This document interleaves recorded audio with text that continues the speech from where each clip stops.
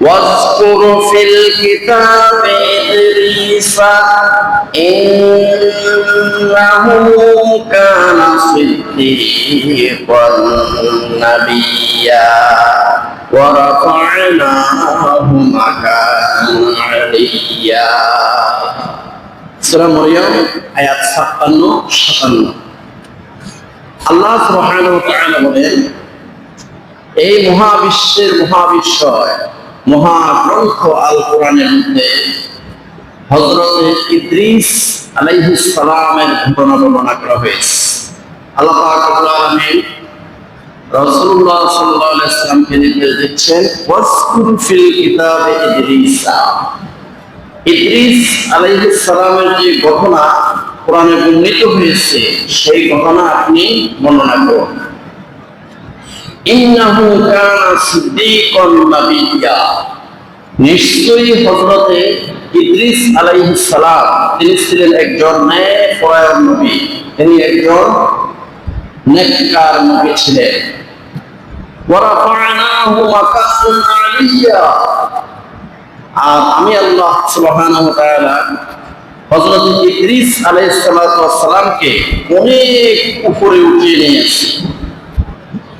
এই আয়াতে কারিমার ব্যাখ্যায় তাফসীর ইবনে কাসীরের ৩য় খণ্ডে এবং ইমাম তাবারীর তারিখুত তাবারী গ্রন্থে আব্দুল্লাহ ইবনে আব্বাস রাদিয়াল্লাহু তাআলা আনহু ও কাব আল আহবার রাদিয়াল্লাহু তাআলা আনহুর কথোপকথন এইভাবে উল্লেখ করা হয়েছে। আন ইবনে আব্বাস রাদিয়াল্লাহু তাআলা আনহু আন্নাহু সাআলা কাব রাদিয়াল্লাহু তাআলা আনহু, হযরতে আব্দুল্লাহ ইবনে আব্বাস রাদিয়াল্লাহু তাআলা আনহু থেকে বর্ণিত, তিনি হযরত কাব আল আহবার রাদিয়াল্লাহু তাআলা আনহুকে জিজ্ঞাসা করলেন, ফাকালা লাহু মা আনাল্লাহু বিকাউলিহি লিইদ্রিসা ওয়া রাফা'নাহু মাকানান আলিয়্যা।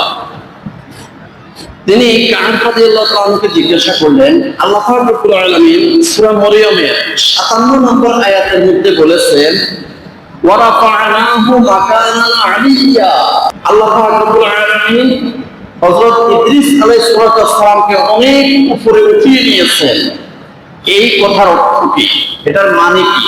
ফাকালা কাব রাদিয়াল্লাহু তাআলা আনহু, অতঃপর কাব রাদিয়াল্লাহু তাআলা আনহু এর জবাব দিলেন, আম্মা ইদ্রিসু আলাইহিস সালাম ফাইনাল্লাহা আওহা ইলাইহি। একদিন আল্লাহ সুবহানাহু ওয়া তাআলা হযরত ইদ্রিস আলাইহিস সালাতু ওয়াস সালামকে ওহী করলেন, আন্নী রাফিউল লাকা কুল্লা ইয়াউমিন মিসলা আমালি জামি'i বানি আদম লাআল্লাহু মিন আহলি জামানিহি। ইদ্রিস আলাইহিস সালাম যে জামানার নবী ছিলেন, ওই মুহূর্তে সারা বিশ্বের মধ্যে যতজন বনি আদম ছিল, আদম সন্তানেরা ওই মুহূর্তে সারা বিশ্বের মধ্যে যতজন ছিল, তত পরিমাণ নেক আমল আল্লাহ রাব্বুল আলামিন হযরত ইদ্রিস আলাইহিস সালামের আমলনামার মধ্যে লিপিবদ্ধ করে দিলেন। এই ঘোষণাটা দিলেন, ফা আহাব্বা আইয়াজদাতা আমালান। এই কথা শুনে হযরত ইদ্রিস আলাইহিস সালাম খুশি হয়ে গেলেন। তিনি মনে মনে বললেন যে প্রতিদিন আমার আমলনামার মধ্যে আল্লাহ পাক রব্বুল আলামিন সারা বিশ্বের মধ্যে যতজন বনি আদম আছে তত পরিমাণ নেক আমল আমার আমলনামায় আল্লাহ পাক লিখে দিবেন। তাহলে ফা আহাব্বা আইয়াজদাতা আমালা। এবার ইদ্রিস আলাইহিস সালাম চিন্তা করলেন যে আমার আমলনামা বর্ধিত করা দরকার, আমার আমলনামা বাড়ানো দরকার। এখন আমলনামা বাড়াইতে হলে, আমল বাড়াইতে হলে কি করতে হবে? হায়াত বাড়াইতে হবে। যেহেতু প্রতিদিন সারা বিশ্বের মধ্যে যতগুলো বনি আদম আছে তত পরিমাণ নেক আমল ওনার আমলনামা আল্লাহ পাক লিখে দিবেন। এখন আমল বাড়াইতে হলে হায়াত বাড়াইতে হবে। আতাহু খলিলুল্লাহু মিনাল মালাইকাতে, হযরত ইদ্রিস আলাইহিস সালামের একজন বন্ধু ফেরেশতা ছিল, ফেরেশতাদের মধ্যে একজন বন্ধু ছিল হযরত ইদ্রিস আলাইহিস সালামের। আতাহু খলিলুল্লাহু মিনাল মালাইকাতে, অতঃপর ইদ্রিস আলাইহিস সালামের সেই বন্ধু ফেরেশতা যখন ইদ্রিস আলাইহিস সালামের কাছে আসলেন, ফাকালা লাহু ইন্নাল্লাহা আওহা ইলাইয়া কাযা ওয়া কাযা, তখন ইদ্রিস আলাইহিস সালাম বন্ধু ফেরেশতাকে বলল, শোনো, আল্লাহ পাক রব্বুল আলামিন হুকুম দিয়েছেন যে আমার আমলনামার মধ্যে প্রতিদিন তত নেক আমল আল্লাহ পাক লিখে দিবেন এই মুহূর্তে সারা বিশ্বের মধ্যে যতজন বনি আদম আছে। সুবহানাল্লাহ। ফাকাল্লিম লি মালাকাল মাউতে হাত্তা আজদাদা আমালান। তুমি দয়া করে মালাকুল মউতের সাথে একটু আলাপ করো, আজরাইল আলাইহিস সালামের সাথে একটু আলাপ করো, আমার পক্ষ থেকে সুপারিশ করো, আমার আমলনামা যেন বাড়াইতে পারে, আমার হায়াত বাড়ানো যায় কিনা, একটু আজরাইল আলাইহিস সালামের সাথে একটু আলাপ করো। ফাহামালাহু আলা জানাহাইহি। অতঃপর হযরত ইদ্রিস আলাইহিস সালামকে ওই বন্ধু ফেরেশতা ওনার ডানার উপরে, ওনার পিঠের উপরে উঠাই নিলেন। হাত্তা সয়দা বিহি ইলাস সামায়ে। অতঃপর ইদ্রিস আলাইহিস সালামকে নিয়ে একদম আসমানে চলে গেলেন ওই বন্ধু ফেরেশতা। ফালাম্মা কানা ফিস সামাইর রাবিআতি। যখন চতুর্থ আসমানে গিয়ে পৌঁছলেন ইদ্রিস আলাইহিস সালামকে নিয়ে, তালাক্কাহু মালাকুল মাউতে মুনহাদিরান।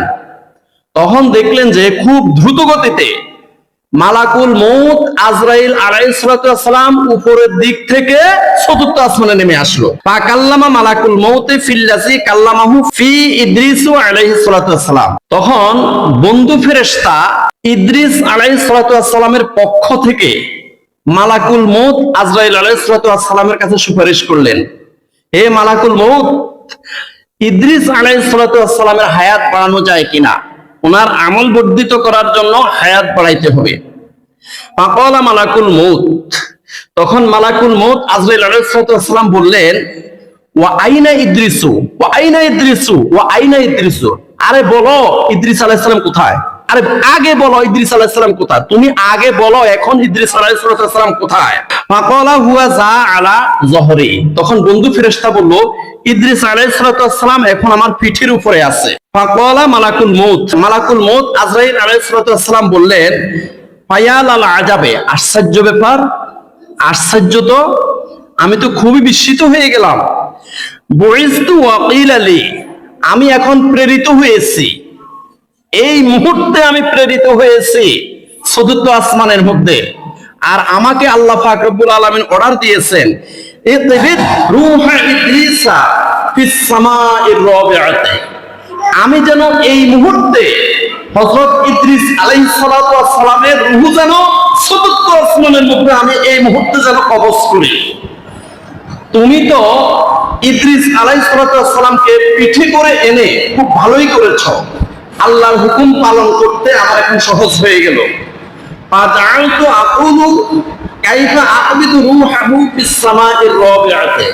আমি এতক্ষণ চিন্তা করলাম, আমাকে যখন আল্লাহ পাক রব্বুল আলামিন হুকুম দিলেন, যাও চতুর্থ আসমানে যাও, ইদ্রিস আলাইহিস সালামের রূহ কবজ করো, এই হুকুমটা যখন আমাকে আল্লাহ পাক রব্বুল আলামিন দিয়েছেন, আমি এতক্ষণ চিন্তায় পড়ে গেছি কিভাবে ইদ্রিস আলাইহিস সালামের রূহকে চতুর্থ আসমানে আমি কবজ করব।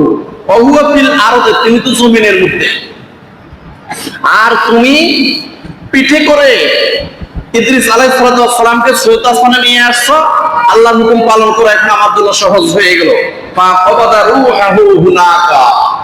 অতঃপর সাথে সাথে চতুর্থ আসমানের মধ্যে হযরত ইদ্রিস আলাইহিস সালামের রূহকে কবজ করা হলো।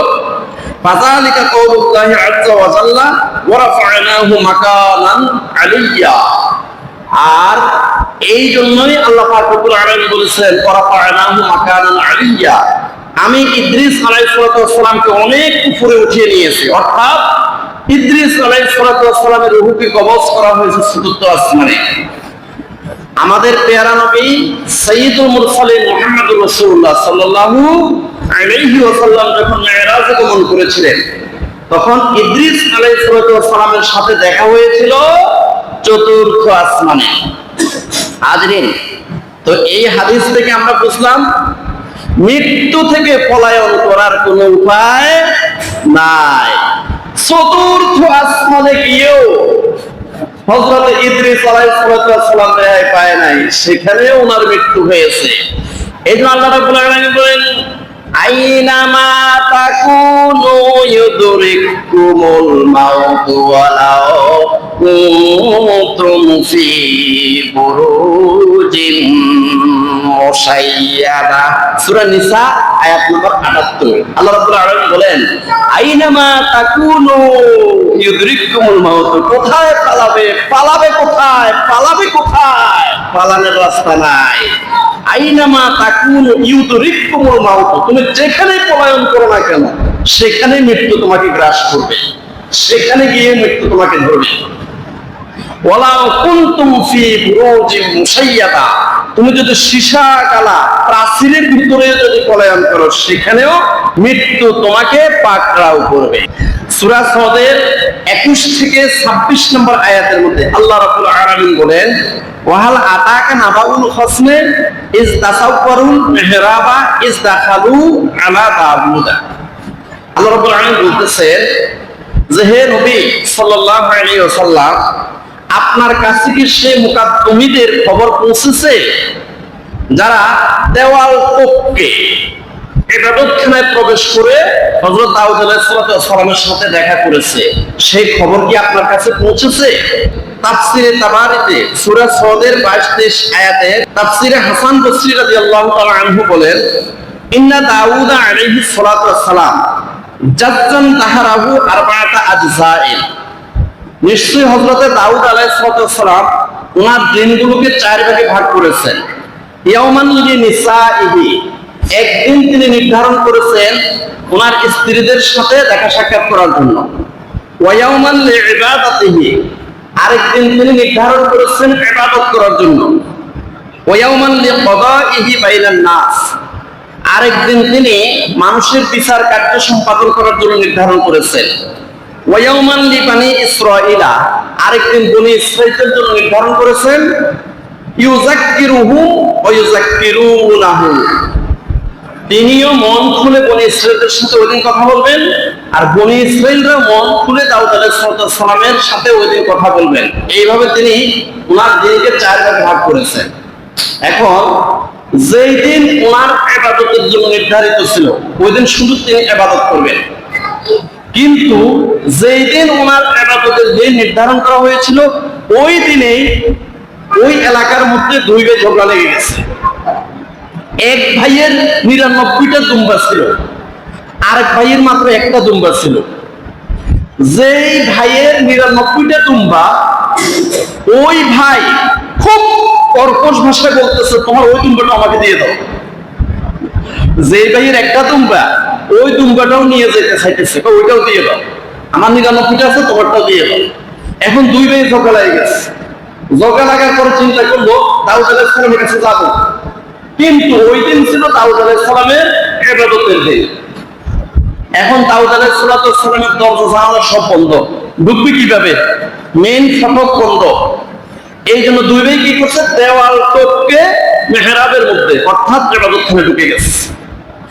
এই জন্য আল্লাহ রাব্বুল আলামিন বলেন, ওয়াহাল আতাকা নাবাউল খসমে, ও নবী সাল্লাল্লাহু আলাইহি ওয়াসাল্লাম, আপনার কাছে কি সেই মুকাদ্দমীদের সংবাদ পৌঁছেছে?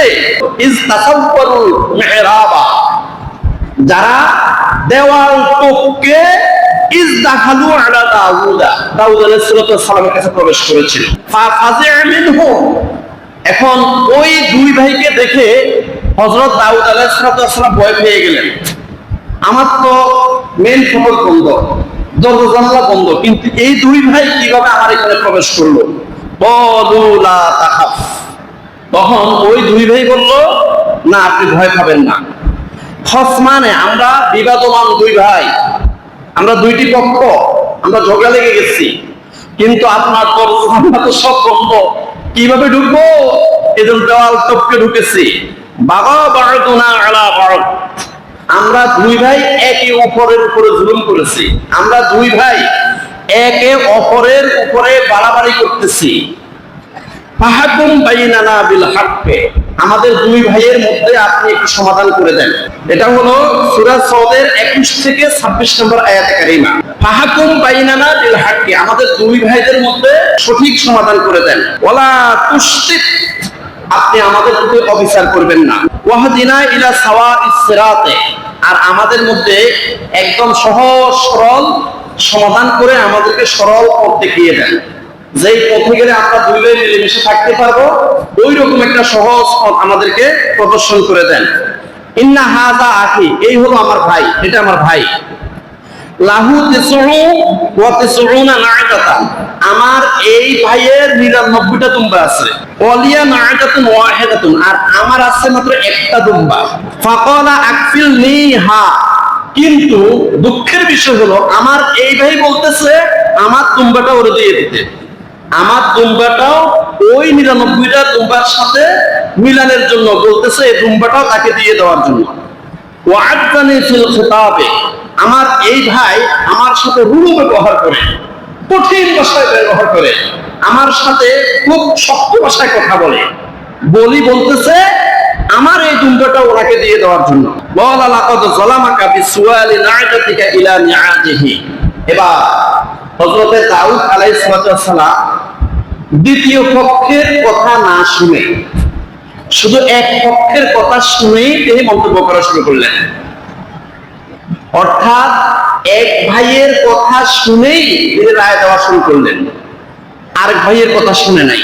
দ্বিতীয় পক্ষের কথা না শুনে তিনি বললেন, লাকাদ যালামাকা বিসুয়ালি না'জাতিকা ইলা নি'াজিহি, তোমার যে ভাই 99টা দুম্বা আছে, ওই ভাই তোমার এই দুম্বাটাও নিয়ে যাওয়ার জন্য যে চাইতেছে, এটা তোমার প্রতি জুলুম করেছে, এটা তোমার প্রতি অত্যাচার করতেছে, জুলুম করতেছে। ওয়া ইন্না কাসীরাম মিনাল খুলাতায়ে লা ইয়াবগি বা'দুহুম আলা বা'দ। এবার দাউদ আলাইহিস সালাম বলতেছে, অংশীদারিত্বের মধ্যে অনেকেই একে অপরের উপরে এইভাবে জুলুম করে থাকে। ইল্লাল্লাযিনা আমানু ওয়া আমিলুস সালিহাতি, শুধুমাত্র ওরাই জুলুম করে না যারা প্রকৃতপক্ষে একনিষ্ঠ চিত্তে আল্লাহর উপরে ঈমান এনেছে এবং নেক আমল করে, এরা শুধু জুলুম করে না। ওয়া কলিলুম মা হুম, তবে এদের সংখ্যা অনেক কম। এখন দাউদ আলাইহিস সালাম এক পক্ষের কথা শুনে তিনি মন্তব্য করে ফেললেন, দ্বিতীয় পক্ষের কথা শুনে নাই, বিবাদের কথা শুনে নাই, শুধু বাদের কথা শুনেই তিনি জবাব দিয়ে ফেললেন। হঠাৎ করে দাউদ আলাইহিস সালামের সম্বিত ফিরে আসলো, ইন্না লিল্লাহ ইন্না লিল্লাহ ইন্না লিল্লাহ, আমি কি করলাম, আমি কি করলাম, আমি কি করলাম, আমি শুধু বাদীর কথা শুনে মন্তব্য করে ফেললাম, বিবাদের কথা তো শুনলাম না, এক পক্ষের কথা শুনে আমি রায় দিয়ে ফেললাম, কিন্তু বিপক্ষ দলের কথা তো আমি শুনলাম না। সাথে সাথে তিনি ভুল বুঝতে পারলেন। এরপর আল্লাহ পাক রব্বুল আলামিন বলেন, وَظَنَّ دَاوُودُ أَنَّمَا فَتَنَّاهُ। এবার আল্লাহ পাক রব্বুল আলামিন বলেন, দাউদ আলাইহিস সালাম বুঝতে পারলেন যে আমি আল্লাহ দাউদ আলাইহিস সালামকে পরীক্ষা করেছি, এটা দাউদ আলাইহিস সালাম বুঝতে পারলেন। ফাস্তাগফারা রাব্বাহু, সাথে সাথে দাউদ আলাইহিস সালাম আল্লাহর কাছে ক্ষমা চাইলেন। ওয়া খাররা রাকিআন ওয়া আনাবা, সাথে সাথে দাউদ আলাইহিস সালাম উনি সিজদায় পড়ে গেলেন, সিজদায় পড়ে আল্লাহর কাছে ক্ষমা চাইলেন। ওয়া আনাবা, আল্লাহর অভিমুখী হয়ে গেলেন। ফাগফারনা লাহু যালিকা, আল্লাহ পাক রব্বুল আলামিন বলেন, আমি দাউদ আলাইহিস সালামকে ক্ষমা করে দিয়েছিলাম। ওয়া ইন্না লাহু ইনদানা লাযুলফা, আর আমি আল্লাহর নিকটে দাউদ আলাইহিস সালামের জন্য রয়েছে উচ্চ মর্যাদা এবং নৈকট্য। ওয়া হুসনা মাআব, আর দাউদ আলাইহিস সালামের জন্য আমি আল্লাহর নিকটে রয়েছে উত্তম আবাসস্থল। ইয়া দাউদ ইন্না জাআলনাকা খলিফাতান ফিল আরদ, হে দাউদ আলাইহিস সালাম, ইন্না জাআলনাকা খলিফাতান ফিল আরদ, আমি তোমাকে এই জমিনের মধ্যে খলিফা হিসাবে, প্রতিনিধি হিসাবে প্রেরণ করেছি। ফাহকুম বাইনান নাস বিল হক, মানুষের মধ্যে উত্তম বিচার করবে, মানুষের মধ্যে তুমি সঠিক ফয়সালা দিবে। ফাহকুম বাইনান নাস বিল হককে, মানুষের মধ্যে তুমি ন্যায় বিচার করবে। শুধু এক পক্ষের কথা শুনে রায় দেওয়া যাবে না, উভয় পক্ষের কথা শুনতে হবে। ফাহকুম বাইনান নাস বিল হককে, মানুষের মধ্যে ন্যায় বিচার স্থাপন করবে। ওয়ালা তাত্তাবিউল হাওয়া, হাওয়াই নফসের তাবেদারি করিও না। ফায়ুদিল্লাকা আন সাবিলিল্লাহ, অন্যথায় তা তোমাকে পথভ্রষ্ট করে ফেলবে। তুমি যদি এক পক্ষের কথা শুনে রায় দাও তাহলে তোমাকে পথভ্রষ্ট করে ফেলবে এই ব্যাপারটা। যদি তুমি সঠিক বিচার না করো এই ব্যাপারটা তোমাকে সঠিক পথ থেকে অনেক দূরে ঠেলে নিয়ে যাবে। ইন্নাল্লাযিনা ইয়াদিল্লুনা আন সাবিলিল্লাহ, নিশ্চয়ই যারা সঠিক পথ থেকে বিচ্যুত হয়ে গেছে তারা পথভ্রষ্ট হয়ে গেছে। খবরদার, আল্লাহর পথ থেকে পথভ্রষ্ট হয়ে গেছে ওরা যারা সঠিক বিচার করে না। লাহুম আযাবুন শাদীদ, যারা আল্লাহর পথ থেকে দূরীভূত হয়ে গেছে, যারা সমাজের মধ্যে সঠিক বিচার করে না, তাদের জন্য রয়েছে লাহুম আযাবুন শাদীদ, কঠিন আযাব তাদের জন্য রয়েছে যারা সমাজের মধ্যে সঠিক বিচার করে না। এক পক্ষ থেকে টাকা খেয়ে ঘুষ খেয়ে ওই পক্ষ যদিও জালেম হোক না কেন তার পক্ষে রায় দিচ্ছে, এদের জন্য রয়েছে লাহুম আযাবুন শাদীদ, কঠিন আযাব রয়েছে। বিমা নাসু ইয়াউমাল হিসাব, কারণ তারা হিসাবের দিনকে ভুলে গেছে। একদিন হিসাব দিতে হবে। আমি একটা পক্ষ থেকে 1 লক্ষ টাকা পেয়েছি, এই 1 লক্ষ টাকা পেয়ে সেই ব্যক্তি অপরাধী হলে তার পক্ষে আমি রায় দিয়ে দিলাম। এই 1 লক্ষ টাকা আমার কাফনের কাপড়ে করে নেওয়া যাবে না, কারণ কাফনের কাপড়ের কোনো পকেট নাই। আল্লাহ পাক রব্বুল আলামিন বলতেছেন বিমা নাসু ইয়াউমাল হিসাবে, এই ধরনের অপরাধী বিচারক যারা আছে, নিকৃষ্ট বিচারক যারা আছে, যারা এক পক্ষ থেকে টাকা খেয়ে ঘুষ খেয়ে অপরাধীর পক্ষে যারা রায় দেয়, তারা কি করেছে? বিমা নাসু ইয়াউমাল হিসাব, তারা আসলেই প্রকৃতপক্ষে হিসাবের দিনকে, কিয়ামতের দিনকে তারা ভুলে গেছে। ভুলে যাওয়ার কারণে তার দ্বারা এটা সম্ভব হয়েছে। এই জন্য আল্লাহ পাক বলতেছে লাহুম আযাবুন শাদীদ, তাদের জন্য কঠিন আযাব রয়েছে। সূরা সাদের 21 থেকে 26 নম্বর আয়াতে কারিমাতে আমরা বুঝলাম যে যে কোনো ব্যাপারে একটা রায় দেওয়ার জন্য রায়ের আগে উভয় পক্ষের কথা শুনতে হবে। উভয় পক্ষের কথা শুনে কোরআন হাদিসের মধ্যে যেইভাবে বলা আছে সেইভাবে সুন্দর করে সঠিকভাবে সঠিক জবাব দিতে হবে, সঠিক রায় দিতে হবে। এটাই তো আল্লাহ সুবহানাহু ওয়া তাআলার নির্দেশ। সূরা সাদের 34 থেকে 38 নম্বর আয়াতে আল্লাহ রাব্বুল আলামিন বলেন ওয়ালাকাদ ফাতান্না সুলাইমানা ওয়ালকাইনা আলা কুরসিহি জাসাদান সুম্মা আনাব। আল্লাহ রাব্বুল আলামিন বলেন ওয়ালাকাদ ফাতান্না সুলাইমানা, আমি আল্লাহ রাব্বুল আলামিন সুলাইমান আলাইহিস সালামকে পরীক্ষা করেছি। ওয়ালকাইনা আলা কুরসিহি জাসাদান, নিষ্প্রাণ দেহ আমি হযরত সুলাইমান আলাইহিস সালামের সিংহাসনের উপরে আমি রেখে দিয়েছিলাম। সুম্মা আনা, অতঃপর হযরত সুলাইমান আলাইহিস সালাম আল্লাহর অভিমুখী হয়ে গেলেন। এই আয়াতের ব্যাখ্যায় বুখারী শরীফের 5242 নম্বর সহিহ হাদিসে উল্লেখ আছে। আন আবি হুরায়রা রাদিয়াল্লাহু তাআলা আনহু, হযরত আবু হুরায়রা রাদিয়াল্লাহু তাআলা আনহু থেকে বর্ণিত, তিনি বলেন ক্বালা সুলাইমান ইবনে দাউদ আলাইহিস সালাম, একদিন হযরত সুলাইমান আলাইহিস সালাম বললেন লা তুফান্না লাইলাতা বিমিয়াতি ইমরাতিন, আমি আজকে রাতে আমার 100 জন স্ত্রীর সাথে দেখা করব। তালিদু কুল্লু ইমরাতিন গুলামা, আমার প্রত্যেকটা স্ত্রী একটা করে ছেলে সন্তান ভূমিষ্ঠ করবে। ইউকাতিলু ফি সাবিলিল্লাহ, আমার 100টা ছেলে সন্তান আল্লাহর রাস্তায় জিহাদ করবে। ফাকালা লাহুল মালাকু, সাথে সাথে একজন ফেরেশতা বলল হে সুলাইমান আলাইহিস সালাম, আপনি ইনশাআল্লাহ বলেন। কুল ইনশাআল্লাহ, আপনি ইনশাআল্লাহ বলেন। ইনশাআল্লাহ বলেন, আপনি আজকে 100টা স্ত্রীর সাথে রাতে সাক্ষাৎ করবেন, আর আপনার প্রত্যেকটা স্ত্রী একটা করে ছেলে সন্তান জন্ম দিবে, একটা করে ছেলে সন্তান ভূমিষ্ঠ করবে, সেই সন্তানগুলো আল্লাহর রাস্তায় জিহাদ করবে। কুল ইনশাআল্লাহ, আপনি ইনশাআল্লাহ বলেন। ফালাম ইয়াকুল ওয়া নাসিয়া, কিন্তু সুলাইমান আলাইহিস সালাম ভুলে গেলেন, ইনশাআল্লাহ বলতে ভুলে গেলেন। ইনশাআল্লাহ বলে নাই, তিনি বলতেছে 100টা স্ত্রীর সাথে আজকে রাতে সাক্ষাৎ করব, 100টা ছেলে সন্তান হবে। অতঃপর সুলাইমান আলাইহিস সালাম ওই রাত্রে 100 স্ত্রীর সাথে তিনি সাক্ষাৎ করলেন। ওয়ালাম তালিদ মিনহুন্না, কিন্তু একটা স্ত্রীও একটা সন্তান প্রসব করে নাই।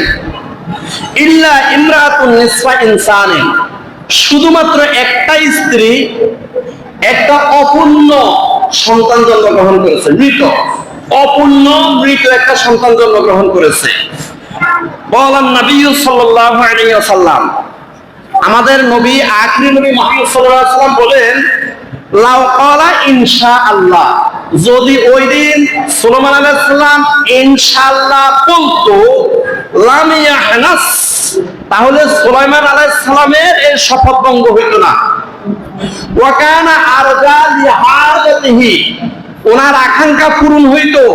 ওনার 100 জন স্ত্রী 100টা ছেলে সন্তান প্রসব করত, যদি ওই দিন সুলাইমান আলাইহিস সালাম ইনশাআল্লাহ বলতো। সুবহানাল্লাহ। রাব্বুল আলামিন বলেন, ওয়ালা কদ ফাতান্না সুলাইমানা ওয়াল গায়না আলা কুরসিহি জাসাদান সুম্মা আনাব। সূরা সদ আয়াত নম্বর 34। আল্লাহ রাব্বুল আলামিন বলেন, ওয়ালা কদ ফাতান্না সুলাইমান, আমি সুলাইমান আলাইহিস সালামকে পরীক্ষা করেছি। ওয়াল গায়না আলা কুরসিহি জাসাদান, আর একটা স্ত্রী যে একটা মৃত সন্তান প্রসব করেছে, ওই মৃত সন্তানটাকে আমি সুলাইমান আলাইহিস সালামের সিংহাসনের উপরে স্থাপন করে দিলাম। সুম্মা আনাব, সুলাইমান আলাইহিস সালাম এই কথা চিন্তা করলেন যে হায় হায়, আমি যে ইনশাআল্লাহ বলি নাই, এই জন্য আমার শপথ ভঙ্গ হয়ে গেল, আমার আকাঙ্ক্ষা পূর্ণ হয় নাই, আমি যে ইনশাআল্লাহ বলি নাই। এই কথা চিন্তা করেই সুলাইমান আলাইহিস সালাম সুম্মা আনাব, আল্লাহর অভিমুখী হয়ে গেলেন, আল্লাহর কাছে ক্ষমা চাইলেন। ক্বালা রাব্বিগফিরলি, এবার সুলাইমান আলাইহিস সালাম বলেন, আল্লাহ আমাকে ক্ষমা করে দেন।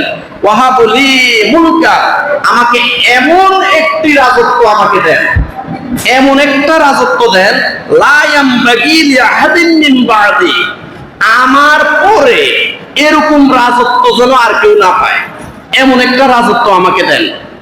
এই কথাগুলো আছে সূরা সদের 34 থেকে 38 নম্বর আয়াতে। ইন্নাকা আনতাল ওয়াহ্হাব, আপনি তো মহান দাতা, অতএব আপনার কাছে আমি এমন একটা রাজত্ব চাই আল্লাহ, যেই রাজত্ব আমার পরে আর কেউ যেন না পায়। আল্লাহ পাক রব্বুল আলামিন কবুল করলেন।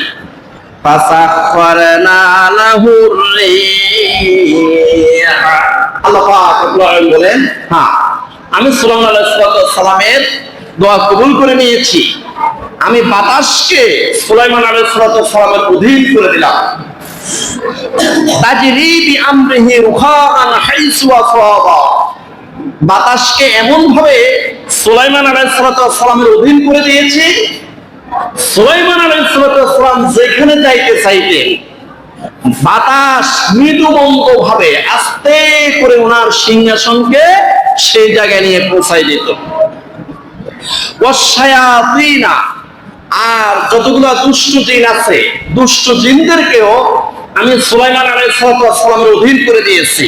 কুল্লা বান্নাইন ওয়া গাওয়াসিন, যেই দুষ্ট জিনেরা বিশাল বিশাল প্রাসাদ নির্মাতা ছিল, ওয়া গাওয়াসিন, এবং তারা ডুবুরি ছিল, এই জিনদেরকেও, এই দুষ্ট জিনদেরকেও আমি সুলাইমান আলাইহিস সালামের অধীন করে দিয়েছি।